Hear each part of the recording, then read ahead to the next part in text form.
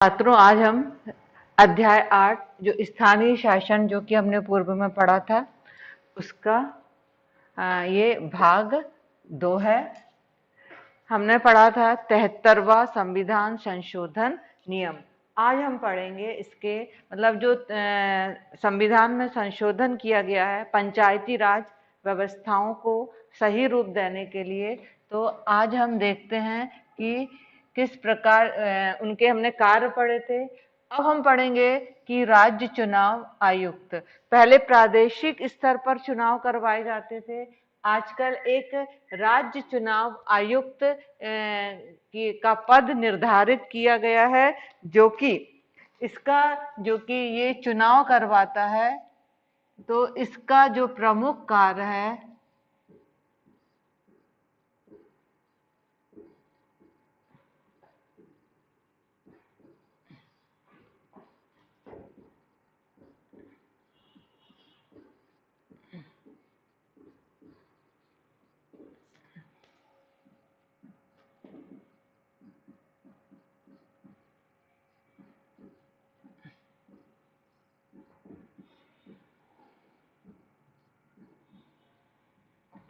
पंचायती राज जो संस्थाएं हैं उसमें चुनाव करवाना। और भी इसके प्रमुख कार्य हैं। ये क्या करता है, जो शहरी और ग्रामीण क्षेत्र हैं उनमें उचित सामंजस्य करके चुनाव करवाता है। और जो राज्य चुनाव आयुक्त है एक स्वतंत्र अधिकारी है।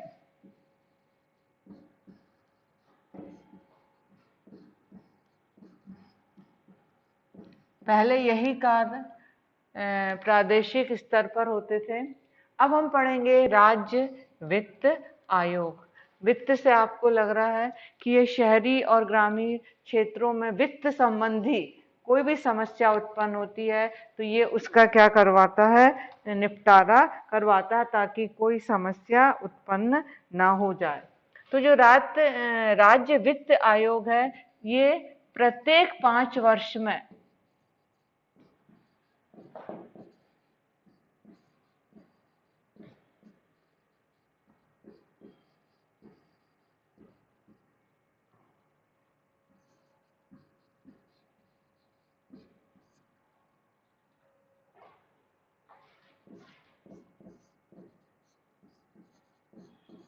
प्रत्येक 5 वर्ष के लिए इसका क्या होता है, गठन होता है।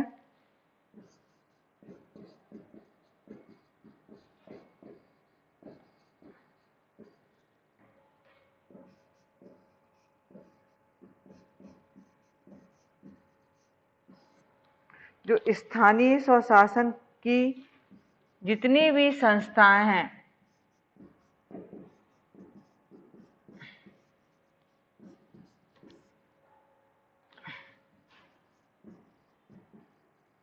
कि उनकी आर्थिक और वित्त संबंधी जानकारी लेता है।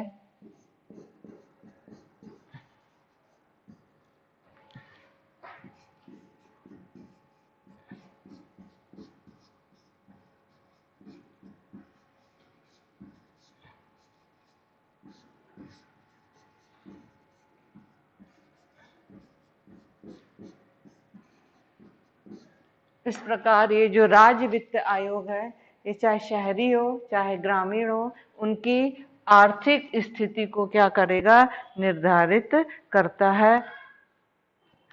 ये हो गया राज्य वित्त आयोग। अच्छा, अब हम पढ़ेंगे, अभी हमने पढ़ा था 73वां संशोधन। अब जो 74वां संशोधन है वो शहरी क्षेत्र के लिए है।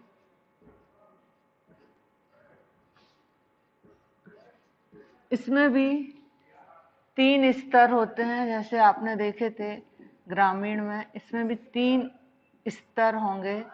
नीचे से हम शुरू करते हैं तो पहला स्तर होगा इसमें नगर पंचायत।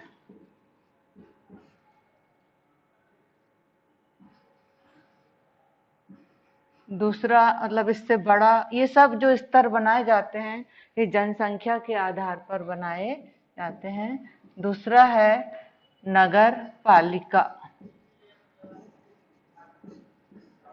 और जो तीसरा स्तर है वो ये बड़े शहरों में रहता है, मेट्रो सिटी में नगर निगम, जहां पर जनसंख्या ज्यादा होती है।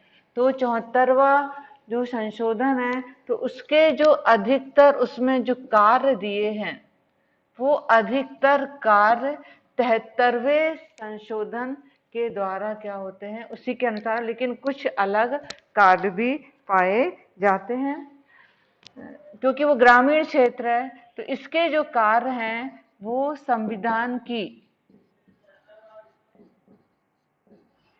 12वीं अनुसूची में दिए गए हैं। संविधान की, संविधान गलत हो गया है, संविधान की 12वीं अनु जो सूची बनाई गई है उसमें ये कार्य दिए गए हैं। 73वें के 11वीं में दिए गए और 74वें संशोधन के जो कार्य हैं वो 12वीं अनुसूची में दिए गए हैं। 73वें संशोधन और 74वें संशोधन का क्रियान्वयन, क्रियान्वयन मतलब कब से ये लागू हुआ, तो लगभग 15 वर्ष हो गए हैं, उससे भी ज्यादा हो गए हैं।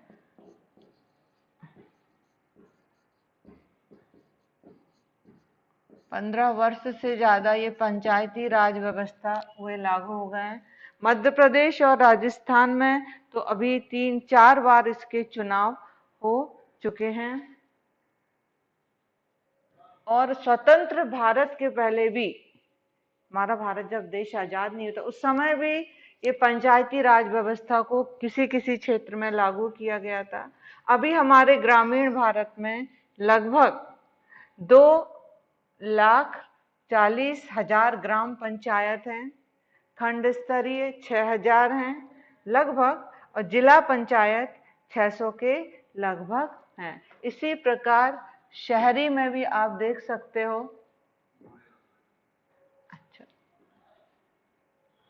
नगर पंचायत 2,000 और नगर पालिका 1,400 के लगभग हैं, और नगर निगम 100 से ज्यादा है। क्योंकि ये स्थानीय जो स्वशासन है, इससे ग्रामीण क्षेत्र में सभी को एक मंच मिला और सभी को अपना प्रभावकारी ढंग से अपनी जन समस्याओं को सुलझाने का एक समय मिला। और जो महिलाओं को भी आरक्षण दिया गया और वहाँ के लोग जागरूक हुए, और इस प्रकार हम देखते हैं कि स्थानीय स्वशासन की हमें बहुत आवश्यकता थी। और अब हम देखते हैं स्थानीय स्वशासन के क्या कार्य हैं। तो जन कल्याण, जनता के लिए, जैसे आप देख सकते हो ये वृद्धों व महिलाओं के लिए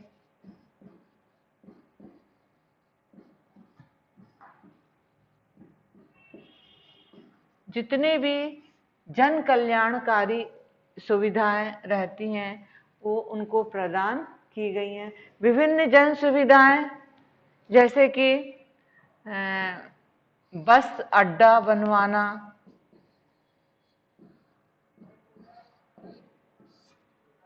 और भी सड़कों का निर्माण करवाना, इस प्रकार ये विभिन्न जन सुविधाएं समय समय पर दी गई।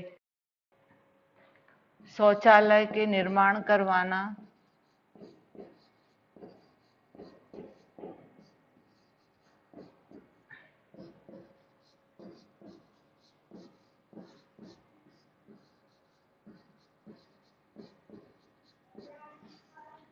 मार्ग एवं प्रकाश व्यवस्था, ये आपको समझ में ही आ गया।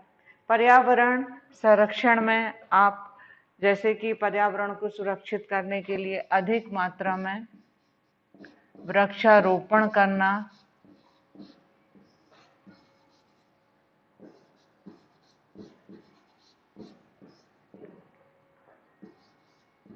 उद्यान बनाना,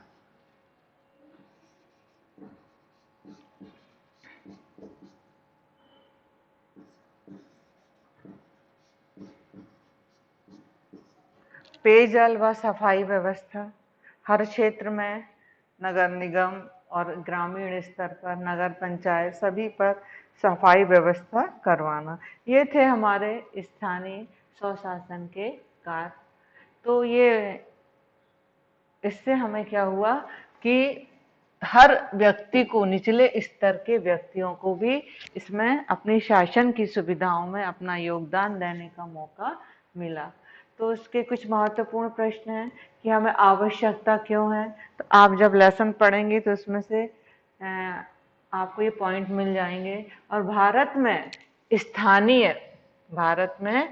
स्थानीय शासन के विकास के प्रमुख बिंदु लिखिए कि किस प्रकार इनका चरण क्रम से विकास हुआ। धन्यवाद।